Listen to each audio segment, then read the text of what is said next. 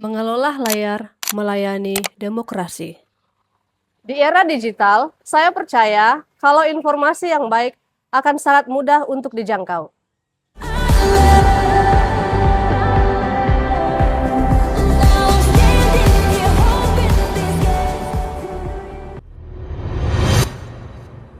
Pelayanan informasi publik bukan sekedar kewajiban administratif. Ia adalah wujud kehadiran negara di tengah masyarakat.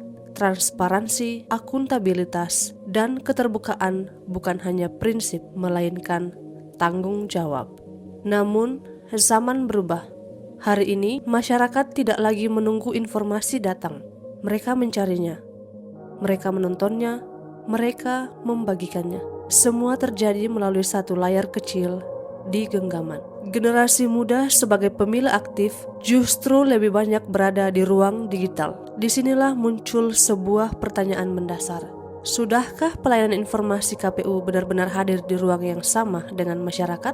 Dari hasil pengamatan awal terhadap akun TikTok resmi KPU Kabupaten Manokwari Selatan, terlihat bahwa pengelolaannya belum optimal. Konten belum terarah secara sistematis, interaksi masih terbatas, dan belum ada konsistensi yang kuat dalam penyampaian informasi. Kondisi ini bukan untuk disesali, tetapi untuk diperbaiki.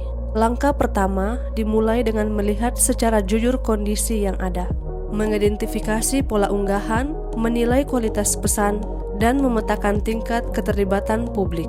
Tahap ini menjadi wujud nilai akuntabel, berani bertanggung jawab terhadap kondisi nyata.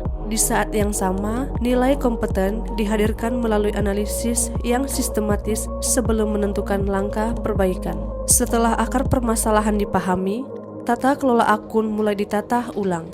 Setiap konten diarahkan agar memiliki tujuan pelayanan yang jelas, bukan sekedar unggahan, tetapi pesan yang membawa nilai edukasi dan informasi kepemiluan.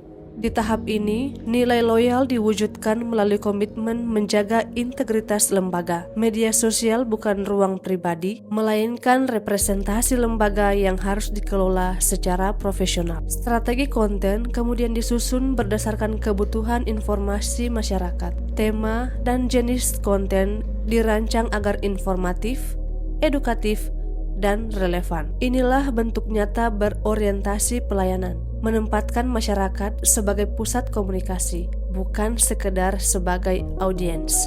Perencanaan jadwal unggah dilakukan untuk membangun konsistensi. Memasuki tahap produksi, setiap video dipersiapkan dengan sederhana namun terarah. Pesan yang disusun dengan bahasa yang jelas dan mudah dipahami. Durasi dibuat efektif agar informasi dapat diterima tanpa kehilangan substansi. Di sini, nilai adaptif menjadi kunci. Teknologi tidak dipandang sebagai hambatan, melainkan sebagai peluang untuk menghadirkan inovasi pelayanan publik. Optimalisasi fitur TikTok menjadi langkah berikutnya. Caption ditulis secara informatif, hashtag yang digunakan secara strategis, komentar masyarakat dijawab dengan santun dan terbuka. Interaksi dua arah bukan hanya soal menjawab pertanyaan. Ia adalah bentuk harmonis, yaitu membangun komunikasi yang saling menghargai. Ia juga mencerminkan nilai kolaboratif, yaitu menciptakan ruang dialog antara lembaga dan masyarakat dalam semangat keterbukaan. Seiring berjalannya waktu,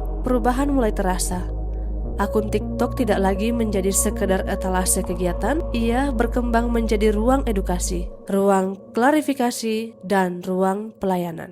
Konsistensi dijaga, evaluasi dilakukan secara berkala, setiap perbaikan menjadi langkah kecil menuju pelayanan yang lebih baik. Aktualisasi ini bukan hanya tentang mengelola konten, tetapi tentang keberanian untuk beradaptasi, tentang kesadaran bahwa pelayanan publik harus bergerak mengikuti perubahan zaman, dan tentang komitmen menjalankan nilai-nilai berakhlak bukan sebagai slogan, tetapi sebagai pedoman tindakan. Melalui Tikwal, pelayanan informasi tidak lagi dibatasi oleh jarak dan waktu, karena demokrasi yang kuat dimulai dari informasi yang terpercaya, dan pelayanan yang terpercaya selalu dimulai dari komitmen.